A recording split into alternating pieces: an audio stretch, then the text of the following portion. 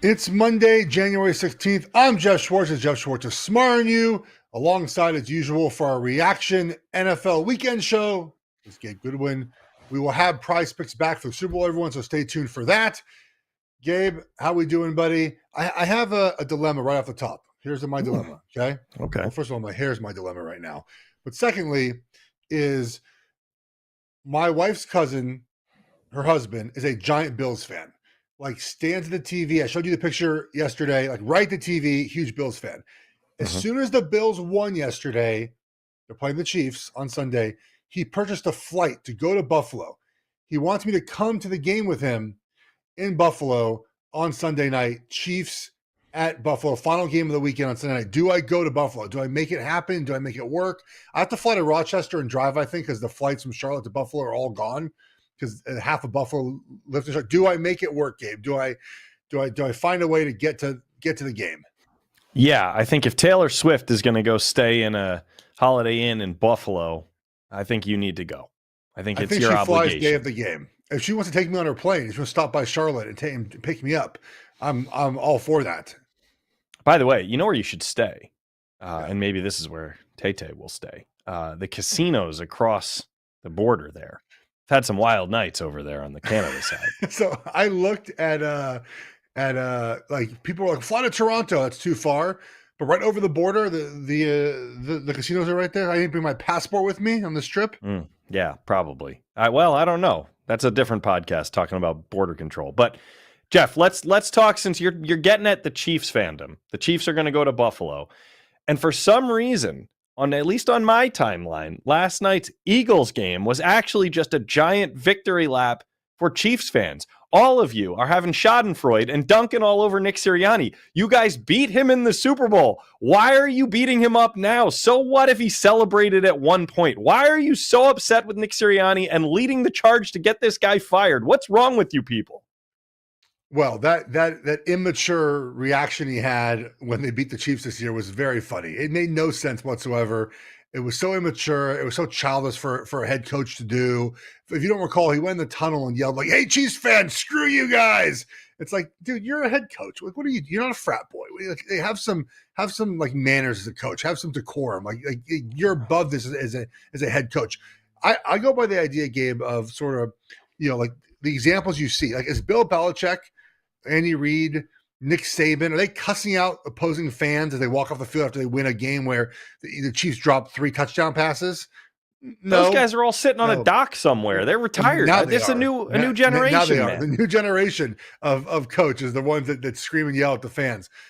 Here's the thing about the Eagles. And the problem with Sirianni is they got worse all over the field this year, right? It wasn't that they lost. You could stand losing, Gabe. Losses happen, right? But they got worse throughout the season on all sides of the ball. Defense, offense, position players, quarterback didn't look the same this year. He lost his coordinators. He hired 2 more. Don't appear very good. If you're Sirianni and you do nothing, you don't call the plays on offense or defense, you're the CEO head coach, you can't have your whole team collapse like it did and keep your job. If you coach one side of the ball, let's say you're an offensive guy and your defense stinks, but your offense is good. Okay, cool. Let's fix the defense. Vice versa. You're a defensive guy. Defense is good. Offense stinks. Okay, you can stay. We'll fix the offense. I mean, Brandon Staley is a good example of this too. Brandon Staley is a defensive coach whose defense sucked, right? Like you don't keep your job if that happens. You don't keep your job if you're a CEO head coach and your team loses 6 of the last 7 games. And a lot of those games, quite frankly, Gabe, were not very close. And your team regresses far back. And you could blame some of the roster decisions to keep older guys on defense. The offensive line is a little bit older. But the fact is, they got worse this season. So you're going to allow Sirianni to hire 2 more coordinators, a new DC and a new OC, and just be the CEO again of a team that really backslid? The answer is no, right? Like, if you're going to be a CEO head coach, John Harbaugh, your team needs to be the most disciplined team in all of football, which is what John Harbaugh's teams are. So to me, you can't go back to this well again. If you do, you're going to expect the same results next season. And that's why I think Sirianni is probably gone. I'm not sure the better answer is. Maybe it is a Belichick. I doubt it. But like someone to come in there and sort of bring discipline back and sort of get them where they need to be as an organization. Because again, you can't be 10-1. They were 10-1 game after 11 games and finished with 11 wins this season. Yeah. No, it Not was a good. colossal meltdown. Colossal meltdown. There's no arguing. I mean, sure, people have pointed out injuries, but Gabe, injuries happen in football, right? They happen all over the place. Every team has them. But there are teams. Buffalo right now has no defense. Their entire defense is decimated.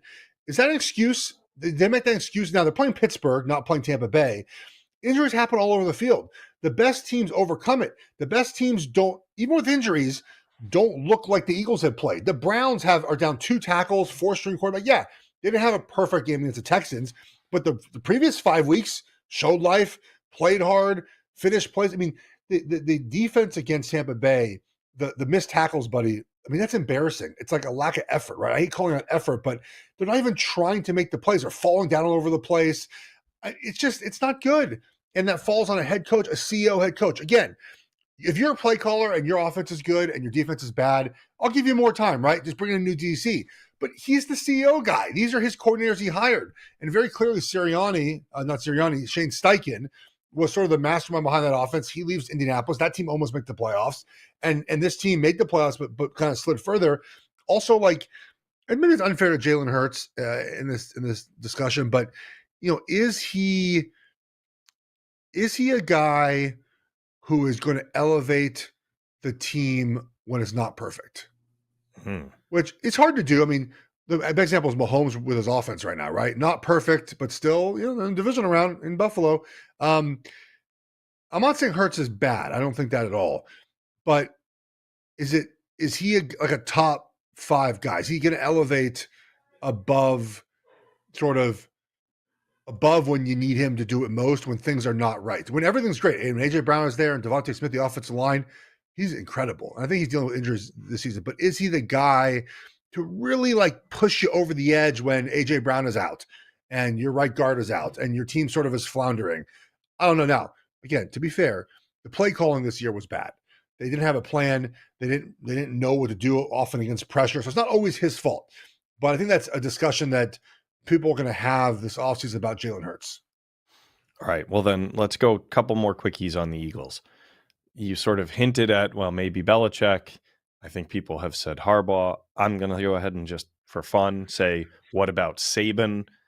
Bad news for Jalen Hurts, because then I think Tua's coming in to replace him. But maybe the CEO coach is one of the greatest CEO coaches of our lifetimes, and there are 3 of them potentially available this offseason. Yeah. Larry likes to spend. Larry doesn't mind getting new coaches. Could it be one of those guys? Very cool. I want to address the Lurie thing, because firing Sirianni is not unlike anything the Eagles have done in the past. Chip Kelly, 1 bad season. Andy Reid, 1 bad season. Doug Peterson, 1 bad season. Like, they're out of there. Nick Saban to me is I think a hard pass on that one.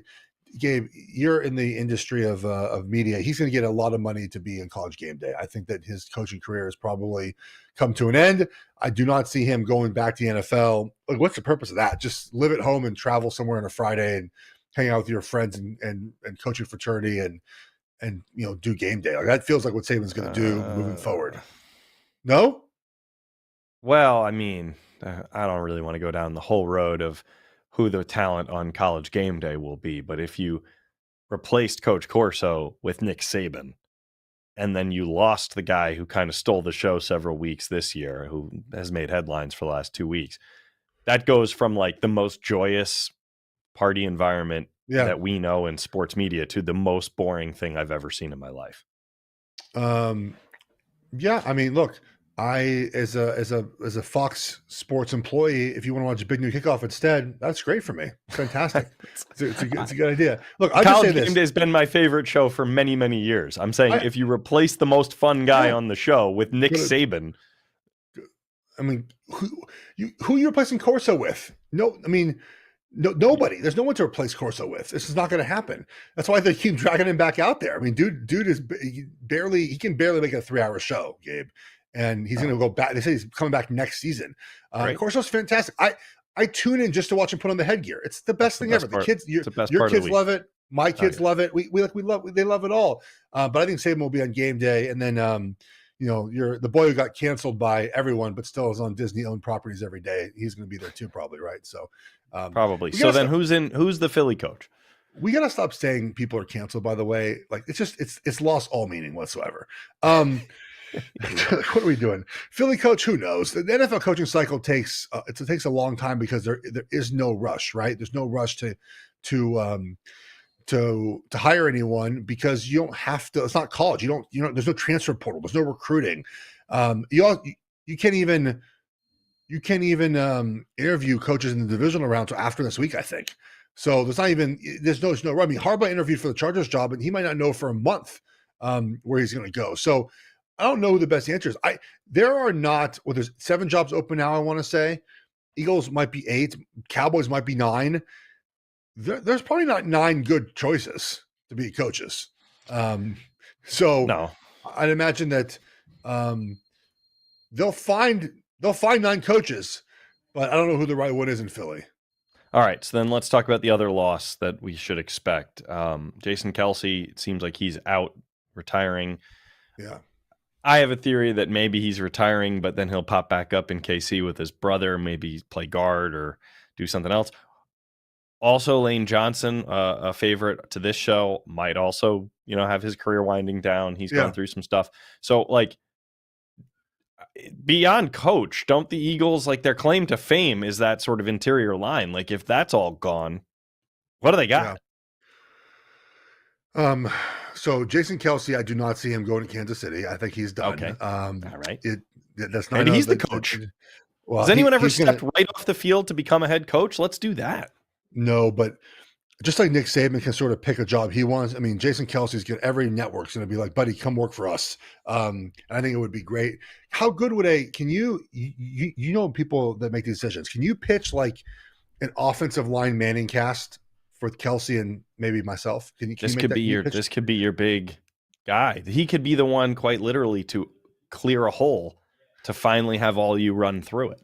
Kelce, all you guys who love the thick six, you can show up and have your own cast. Imagine if it was a Kelce, Whitworth, me, and Golick Jr. That'd be a good hang. I feel like I think that'd be a good. People would watch that show. No, he's done. Dude, they would probably force you guys to eat a lot. There'd be a lot of cliched stuff like that. You guys would have to have a whole rack of ribs in front of you or something. The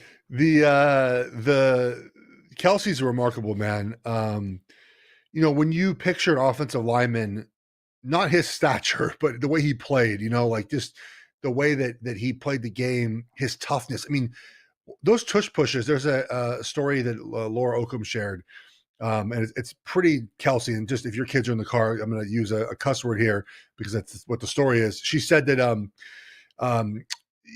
explaining the toll the tush push takes on you, Jason Kelce told me upon the push, he yells, "Fuck my life." That's who he is. It's an alignment, man. Being a lineman sucks. Okay, it's not very fun, but you suck it up and do it anyways, right? And he's tough. His leadership's shown through all the time. And Gabe, he's one of the rare Hall of Fame linemen who got better. Not better throughout his career is wrong way to put it, but was not dominant as a young player. Most guys like Zach Martin, for example, is a Cowboys offensive lineman. Right. He's played 9 seasons, made 8 All-Pro teams. From immediately. Trent Williams, immediate. Tyron Smith, immediate, right? These guys immediately good. He didn't make his first All-Pro team until 2017, and then he made 6 of his last 7. First team All-Pro, not first team All-Pro. And he just had a brilliant career, man. And I love the media. Him and Travis have been great in the media. He's been very honest and forthright with the way that he has kind of talked about the game. And obviously, great family. He's a perfect example of what an NFL offensive lineman, a Hall of Fame offensive lineman should be. And so if he does call it quits, I heard he might be upset they leaked that out, which I thought that would be the case because that wasn't really their report to tell, I don't think. The story today was that he said in the locker room he's done. I mean, that should stay in the locker room, in my opinion, and let Jason announce that himself. But his emotions last night were pretty clear that I think he's done. And I think he's mentioned this before, it's time. And you mentioned Lane Johnson. He's probably back, but he's been beat up. I'd imagine Fletcher Cox and Brandon Graham are off there. So those are the 4 longest tenured Eagles, right? Kelce, Johnson, Graham, and Cox. Cox and Graham. Graham's 14 years in. I imagine he's probably near the end. Fletcher Cox might have suitors elsewhere, probably not in Philly. but does he just chase a ring? He already has a ring. Does he go ring chasing for one more season? Lane, I would imagine, still there for one or two more years. So, and then Aaron Philly, man, they have a lot of free agents. Like, this is going to be a different team next season too, which might be a reason why you go get yourself a new coach and sort of not start over, because you have Jalen Hurts. You don't have to start over, but you have to fill a lot of positions, offense, defense, especially in the lines. Like, your team will be different next season. All right. Well, let's talk about another team that should be different, but we all have our doubts whether they'll actually pull the trigger and make some changes. So the entire internet, everyone from every perspective, dunked on the Cowboys seemingly for the last 48 hours nonstop. But I haven't actually seen anyone say anything productive about what went wrong, why their season collapsed, other than just making fun of them for all the old reasons. Your dog maybe has an idea. Can we get your dog on the air to explain it? Because I haven't heard a single smart take on the Cowboys. I've just seen a lot of funny memes. What's your analysis of what the hell went wrong here? I'm going to give you a smart take after the break. The thing I got to do very quickly. Okay. We'll take a break. We'll take a pause. I'll be right back, everyone. Give me a second. We'll run a fine ad from one of our partners. Be back in a second.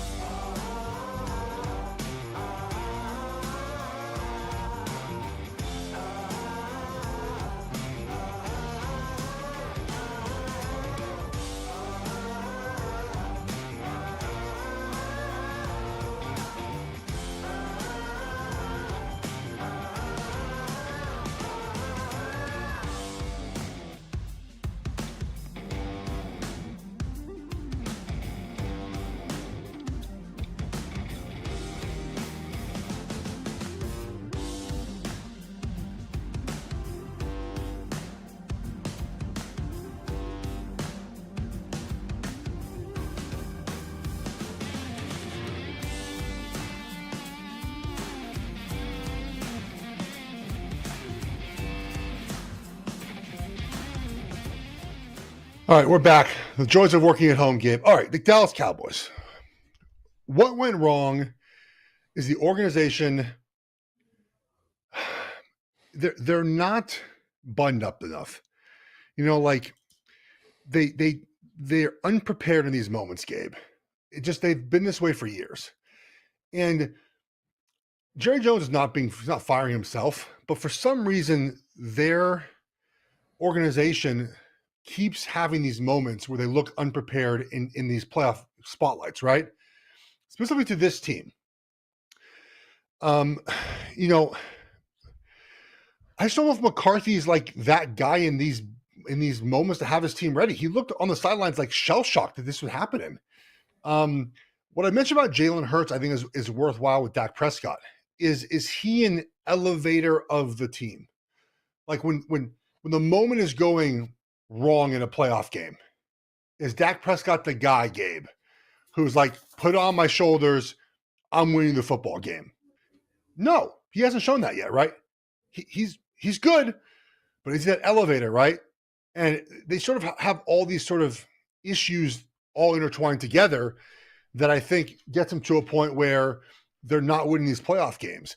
I mean, Gabe, the Packers are the fifth youngest team to make a playoff since 1970, youngest offense in the NFL. They looked not at all worried about the moment.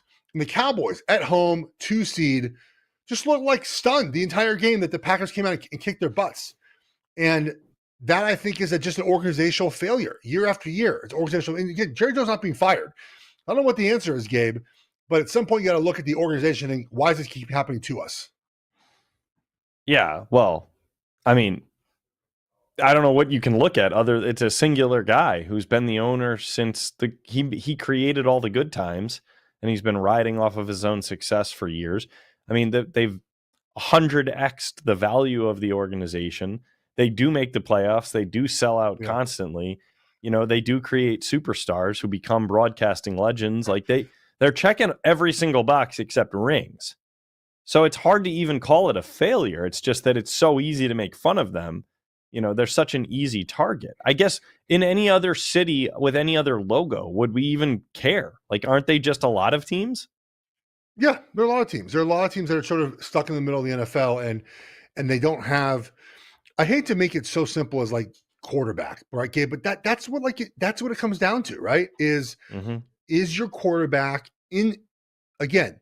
When we're judging quarterbacks like Dak Prescott, we're not judging the regular season, in my opinion. We're judging your postseason success. Are you an elevator? Are you a guy that makes everyone around you better in a playoff game? And on Sunday, that was not the case, or whatever it was. Sunday, yeah, Sunday. That wasn't the case. He wasn't able to do it. Now, of course, the defense got gashed, and that was certainly a problem. But the Packers allowed 30 points to Bryce Young's Panthers. The following 2 games, the Panthers scored 0 points combined. Like, this Packers defense is not good. The play calling, I thought, was bad for the Cowboys. The execution was bad for the Cowboys. And I think that the thing that I go back to, as I mentioned earlier, when you saw Dak and McCarthy, they looked shell-shocked. Like, they looked like they didn't have, like, an answer.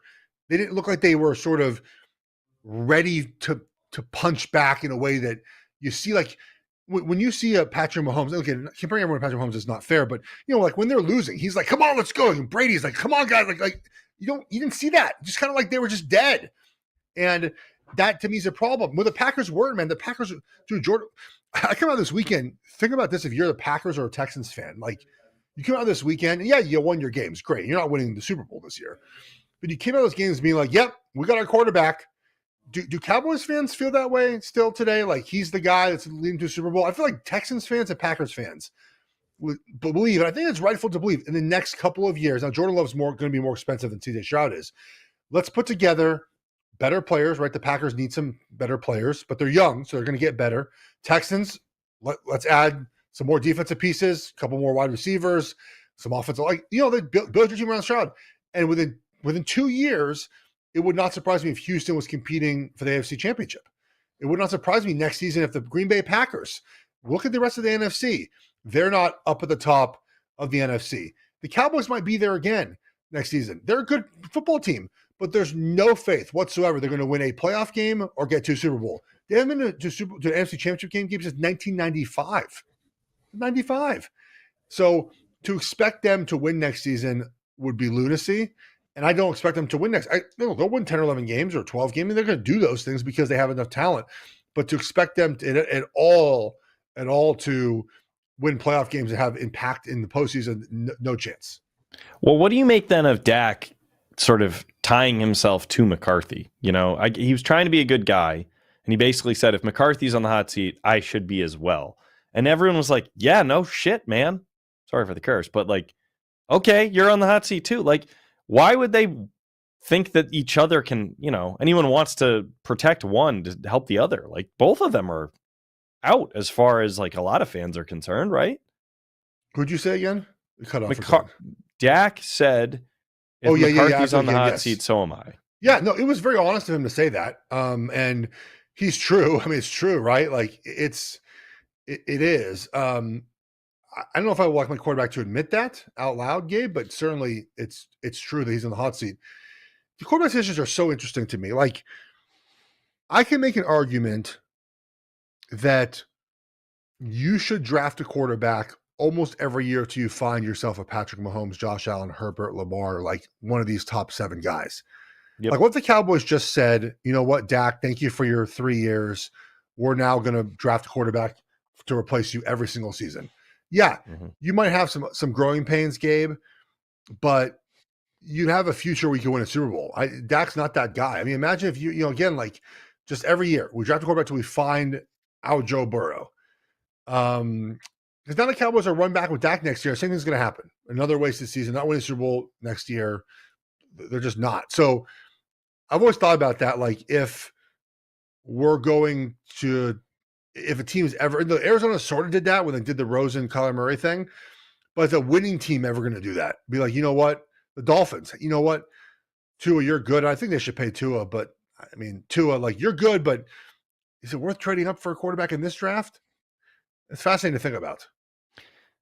I think at some point Mike McDaniel is going to have to say, guys, I can't go any further than I've been really good to this kid and he's been good to me and he should be in the league, but we can't win a Super Bowl with him. I think that's going to end up being what Mike McDaniel whispers to the people in charge. But let's stick in Dallas for one more second, because sort of hidden in the last 48 hours was this kind of don't know what to make of it report that Bill Belichick interviewed with the Falcons as though they were interviewing him. That's just a negotiating tactic, right? Like nobody actually thinks he's going there, and that's just to worry Jerry Jones into paying too much to come hire him, right? I mean, Atlanta's got some dudes. I would surprise me if the thing about I don't see Jerry Jones and Bill Belichick vibing very well with their two of their minds trying to pick football players for the Cowboys. Arthur Blank probably will let Belichick do whatever he wants in Atlanta. Yeah, that's the reason for Belichick to find it interesting. But if Jerry Jones hires Bill Belichick, he can do what he never does and just go, hey, look, I'm just going to let the football operations people do the football stuff. I'm the owner. I'm going to let them be in charge, because he'd actually have a guy who at least the fans would believe knew what he was doing. Nobody thinks that the current people know what they're doing. Yeah. Like his son and Mike McCarthy, who thinks that's going to be a thing? The thing is, they pick better players. Like Jerry got out of the picking player business and let his son and Will, I think it's McAvoy, McClay. Well, their player, what's his name? Sure, I'm sure they're better at it than they were a few years ago. But like, I'm saying, Will McClay is the guy. Is he's the vice president of player personnel. He's the guy that everyone interviews every year, but he stays in Dallas every year. I think that Belichick in Dallas, for what Belichick has left as a coach and for what Dallas has as players, makes sense. I don't expect there to be a personality sort of meshing between Belichick and Jerry Jones. That's my concern about that decision. Yeah, well, I mean, both of them seem like intolerable people to spend time with. So putting them together seems doubly awful. But if you say to Belichick, like, okay, do you want Dak Prescott as your quarterback or Josh McDaniels the OC, or do you want the Falcons job and you can choose a young quarterback? Who am I choosing though? Like, there aren't young quarterbacks. Who's the best guy I can go get? Tua? Like, who am I getting to come to Atlanta? You draft someone. He isn't good at that. He can't. He has never made a quarterback. You have to let someone else. No, someone else would choose the quarterback. Obviously, like the GM in Atlanta would choose the quarterback. Let's say they draft Bo Nix. If I'm Bill Belichick, I don't want to do that again. So granted, the division stinks, and you could win the division with 10 wins, but like, come on, we're gonna spend time with a 21-year-old learning how to play quarterback. I don't want to do that. This guy's like 70 years old. Like, what's he doing? Dude, I know. I know. At 70, I hope to not be doing this show anymore, but it's gone on about 3 years more than I thought it would. So I'm pretty, I think we'll just do this for the rest of our lives. Jeff, that's my guess. You and I are talking about these guys when we're 70 years old. No, just doing this show in general. Yeah, that'd be problematic. Let's talk about the all-timer here. The GOAT already, it seems, your boy, Andy Reid, Patrick Mahomes.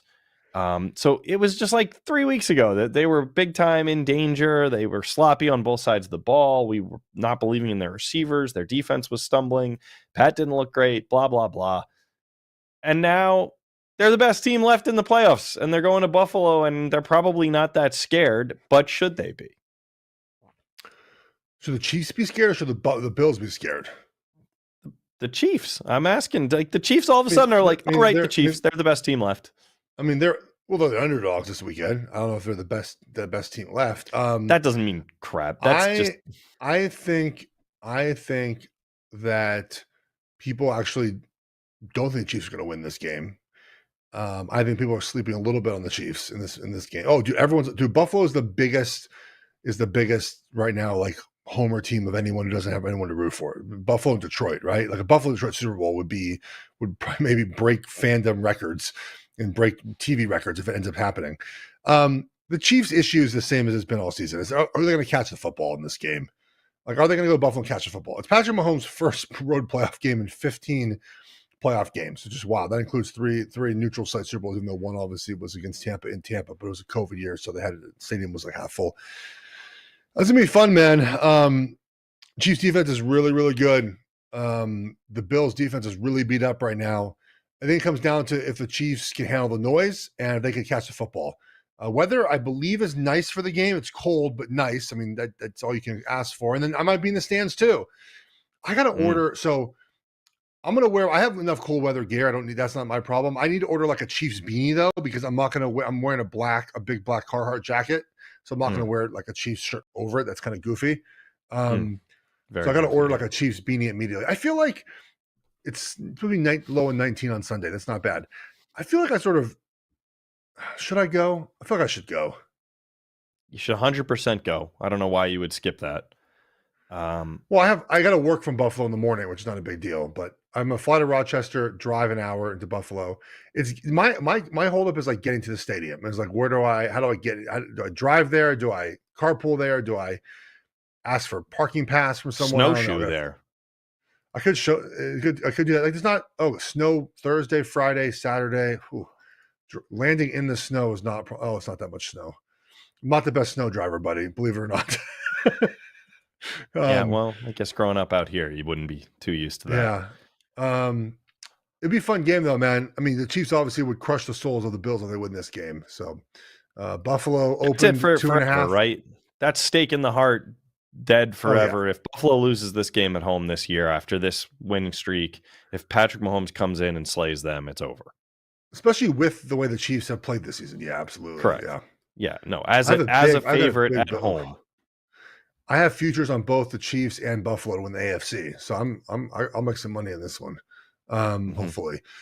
I can't wait, man. It'll be a lot of fun. Yeah, you know what? I'll book the flight. Let's fly to Rochester. Let's just get it done. Get it done. That'll be a fun experience. All right. Let me ask you about a couple teams that probably deserve a little bit more shine this week, because who knows how much longer they'll be around. So who turns back into a pumpkin first? Baker and the Bucks, Love and the Packers, CJ and the Texans. Add any other teams you want, but those are the three teams that I think were all the darlings of the first weekend, that were all like, wow, look at them. They did it. But none of us really thought they'd go more than a game or two. Yeah. So who's coming crashing down first? Probably, because of who they're playing, it's probably going to be the Packers. You know, they're going to the 49ers. Niners are rested. That feels like a pretty tough game for the Packers to be in. The Bucks is interesting. The Bucks are not like terribly good per se, Gabe. But they're playing. But the Lions defense can't stop the pass. I mean, Mike Evans and Godwin, like that feels like a real opportunity for Buffalo to like. I mean, for the Bucks just sort of go in there quietly and beat the Lions. Houston's interesting. I saw something today. I'll pull it up right now. We'll use this on Friday. As a favorite of a touchdown or more, Lamar Jackson's 1-8 against the spread. They kind of play a bunch of close games when the spread is big. So I would imagine it's the Packers who just go against a Niners team that's just a wagon right now. Yeah, it seems like that's a 3-touchdown game. I mean, that's going to look like, the Texans game did the other night. Okay. I just would like to say once again for the record that Baker is what everyone wanted Trevor Lawrence to be. And I love how much shine he got during the broadcast. And no, I don't think he's the best quarterback in the league, but the amount that people wanted to root against him never made sense to me. And now the amount of people who are like, no, maybe he's good. Like, yeah, he is good. He just has to be on a good team. And now he's on a pretty good team. They're not great, but they're pretty good. So what should I spend for tickets, you think? Are you back to the Chiefs game now, or you want to talk about the Bucs, or you just okay? You're tuning me out. Baker, look, the Baker story is great. They're going to run into the problem again, like every team has, is what do you do with that position? Are you paying Baker Mayfield, or are you sort of finding the best of the rest after the first window of free agency is done?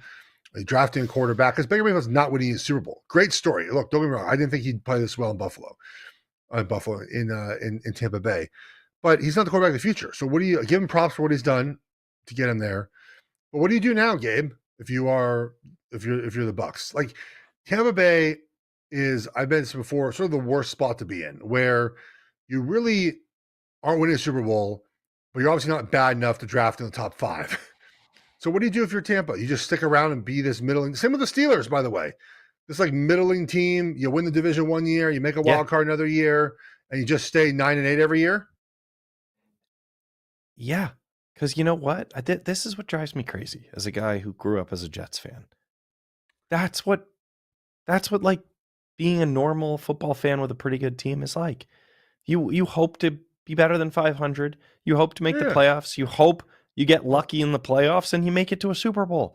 That's how it is to be a normal fan. Your expectation can't be much higher for most teams. No, I get that. I'm talking about if you're the Bucs themselves, not the fan base. The Bucs themselves. No, I mean, you don't think the owners of the Bucs are happy with a franchise quarterback who sells out 8 or 9 games a year and then gets them to the playoffs for maybe they play a playoff game right, but at home? Is Baker that guy, though, is my question. Yeah, well, he is. He just did it. He's the only guy who played the whole damn year, and he put up good numbers. Is he the guy who did it next year? What? Oh, okay. I feel like next year I'm going with a big Baker Mayfield fade. I'll tell you right now. It's going to be a fade Baker Mayfield. You've faded Baker Mayfield since before he made it to the league, so I'm not surprised to hear you'd fade him again. I'm just saying that what else is out there? Kirk Cousins? 10 years older Baker Mayfield? It's not a there's not a great answer. Tua? Who do you like better than Baker? No, you're right. Yeah. Oh, Carson Wentz. Oh, let's get Carson Wentz. There's no one out there. No. You're right. There's not. It's why they're going to just stick with him probably. And good for them. Good for them because the Tampa Bay Bucs actually win every decade or so. You get me pissed because the Jets fan in me is like, why are people so damn greedy? What? You're not a Jets fan anymore. I thought you're not a Jets fan. Well, every now and then it comes out because I get so friggin' pissed at people for being so friggin' greedy.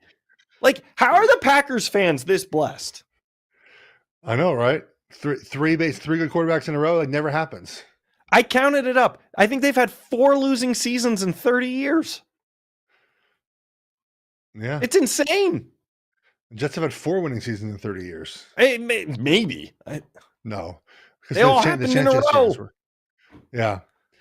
Don't worry. Rodgers is back next year. You guys will be okay. Shut up. You'll be okay. Is there more NFL to cover, or should we talk about the college football season fallout and let's talk about college football season. Let's do it because I was right. I like being right. Sure. I'm sure you were right. Specifically, what were you right about this time? Michigan was going to beat Washington. Got it. And were you right about their Zen Master handed off game manager becoming an NFL prospect? JJ McCarthy, first round pick on your board? McCarthy. Oh, geez. I saw McCarthy today, Michigan's quarterback, JJ McCarthy. Obviously, Michigan beat Washington. We have not talked about that very much so far. We did a little preview of that last Monday. McCarthy, so man, there were 2 plays in that national championship game, early in the game. He hit a play action pass over a linebacker in front of a safety. Like, incredible throw, Gabe. Like you're like, Uh-huh. oh, okay. Very next play, he missed a wide receiver by 2 yards. It was wide open. That's like, nope, that's a full McCarthy miss. I saw today in mock draft, Dane Brugler at the Athletic, one of the best to do this. 15th. Bo Nix 15th. I mean, not Bo Nix, JJ McCarthy. JJ McCarthy 15th. Bo Nix was early second round. That's crazy. 15, dude. I don't see it at all from McCarthy. This feels like a Zach Wilson. Like you just overdraft him because he looks nice with his pads on, throws some great passes every now and then. I don't see it, man, at all. No, I don't see it at all either. Who would you take? Penix? You take Penix is going to go behind JJ McCarthy. I've been very clear on this show. So obviously I like Caleb. And I think he has a lot to learn at the NFL level. I'm not 100% sure what he is. There's a lot of YOLO in him. You know, he could have some good Josh Allen and some bad Josh Allen. That's Josh Allen's probably a better comp than Patrick Mahomes, if we're going to be honest with ourselves about Caleb Williams. But Penix is my next guy. I'm sorry. I'm not falling for the like ACC guy who has the perfect body, who has been a hipster pick, you know, to rival the number one pick for 2 years. I'm not falling for that Drake May stuff. I'm not. Penix has done it. So if I'm not getting Caleb Williams, I'm going for Penix. So you're gonna take Penix. If you were drafting, you would take Penix second. I didn't say that because I don't know exactly what each team will need, but I'm just saying if I want a quarterback and I can't get Caleb Williams, I want Michael Penix. Okay. JJ McCarthy's not on my radar. Drake May, fine, whatever. I don't want him. Jaden Daniels. Nah, don't care. So if the Jets went quarterback of the future with the draft, they took Michael Penix, you'd be for that? I would want to see how that played out. Yeah, I would believe in that. Okay. And then he would inevitably suck for them, but I would at least give that a shot. Okay. I think Penix, the injury stuff is going to bother a lot of teams, and we'll see where he ends up going because of that. Yeah. Every guy in the league has ripped a ACL or MCL to shreds, but apparently this kid, we have to watch out for it. Well, he had two and then a shoulder thing. So I mean, it's you know, that's why. What do you make of you follow college coaching a little bit? Yeah. What do you make of the way things sort of happen in college football where so Nick Saban retires. Yeah. Mike Norvell, Steve Sarkisian get big contracts. Kalen DeBoer goes from Washington to Alabama. He gets paid. Jed Fish goes from Arizona to Washington. Brett Brennan goes from San Diego State to Arizona. It's just, oh man, the coaching carousel because of one guy, one coach retiring just went crazy. Yeah. Oh, I thought you meant one guy because like one guy behind the scenes is attached to a lot of Jimmy Sexton. Yeah. Jimmy Sexton. Yeah. I saw a photo of Jimmy Sexton. I was like, yep, that's what Jimmy Sexton would look like. So I thought for sure. You've probably had dinner with him before. No? I don't believe so. No, I'm not that kind of a hitter. You kidding me? That guy's a big deal. I think I've lurked around him before, but I don't know him at all. I got to hire Jimmy Sexton now. I would have had some better NFL deals. Does he just do active players or just coaches? I thought that he had a number of active players. I don't want to speak too much about him since I don't know a lot, but we're talking about a big agent who reps a lot of big name players and coaches. So for anyone who's listening, CAA still, so he probably has. I imagine he has players then. I would think so. But the point of his name being dropped is that he represents a number of the coaches who had that sort of all of them carousel. The carousel was all his guys at one point. Yeah, it was. So Lanning, Starks, Norvell, Saban. Yeah, which is why I think when people have these sort of quote unquote conspiracy theories about Harbaugh and Belichick and who they hire as agents and who they talk to, and I think people are wise to take some of that seriously. Of course, some of it's just Googling and throwing crap out like I'm doing, but actually, if you follow the behind the scenes a bit, you can kind of predict some of this stuff.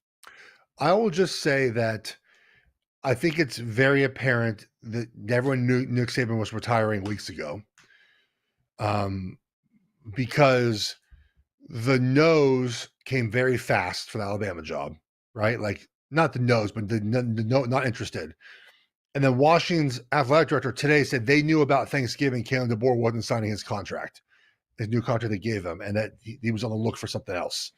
So I think this is pretty well known that Saban was retiring, and Kalen DeBoer was like going to take the job if everyone said no in front of him. Yeah, and just because it's my role here to sort of peel the curtain back a little bit.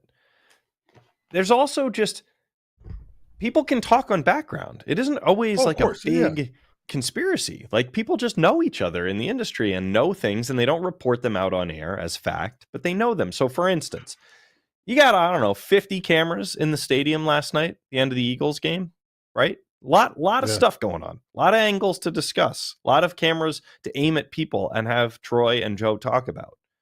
Boy, they really seemed ready to show the center from the losing team. They had him locked in. You know, like, is that what do you normally see the center from the losing team instantly after the game ends? No. But no. Jason Kelce is, I'm assuming, buddies with these guys and happily trusts them with some information and probably said, hey, listen, guys, I'm not saying it officially and nothing on the air, please. But yeah, this might be the last time you see me. Yeah. And they were like, okay. And they told the production truck to be ready. Like, that just makes sense. Yeah. It is, you're right about the idea that like behind the scenes, these talks are all happening and that it's nothing nefarious about it. It's just sort of, especially in the agent world. I mean, I've said this before, like if my agent is not trying to get me another job, she's not doing her job. Right. Like if she's not like trying to get, like I'm very happily employed, but if she's not trying to get me another job, Gabe, she's not doing her job. Like the agents are always trying to hustle for their clients. And I would never leave this podcast though. So it wouldn't be about this podcast, but that's their job. And they're always hustling behind the scenes. It's crazy how much stuff that we know. So when the Dan Lanning rumors about him going to Alabama were out, one guy was like, I heard he's in Tuscaloosa. He's in Alabama already. And he clearly wasn't. And everyone in the know knew that.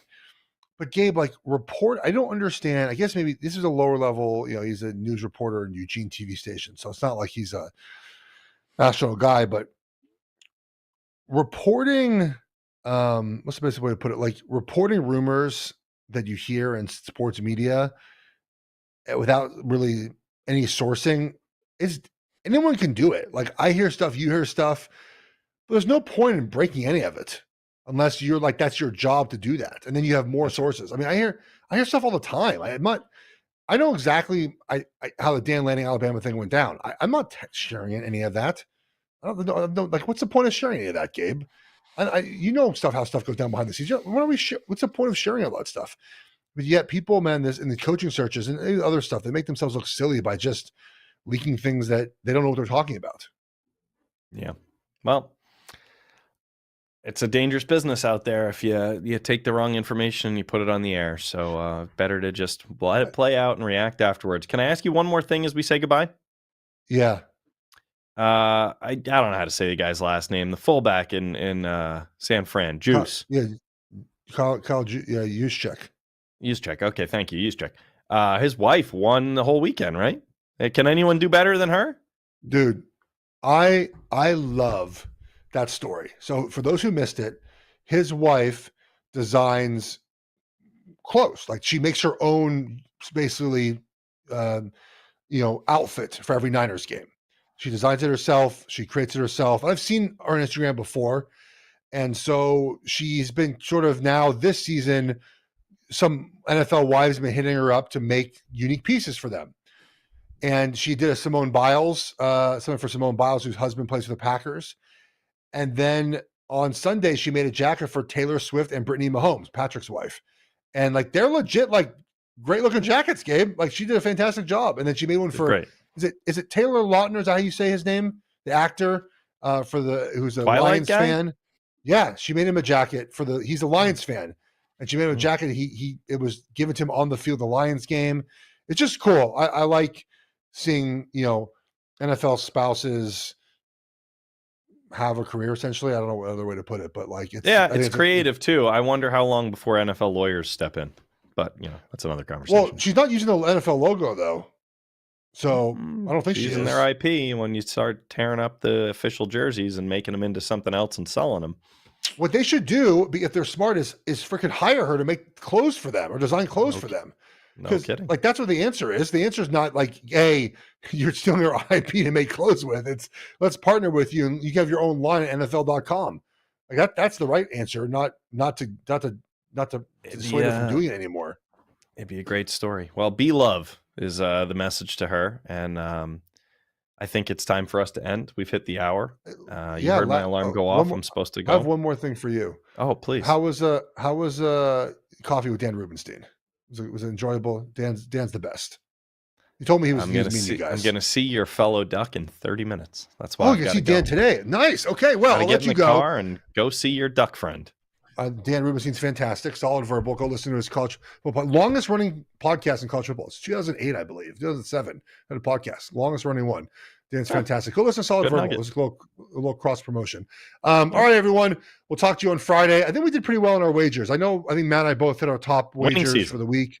Well, we gave wagers last week for the playoffs. So we did like a weighted point system. I know I hit number 6 and number 5, our highest rated points, and I think Matt did as well. So good week for us gambling. And we'll be back on Friday. All right. Take care, everybody. Bye-bye.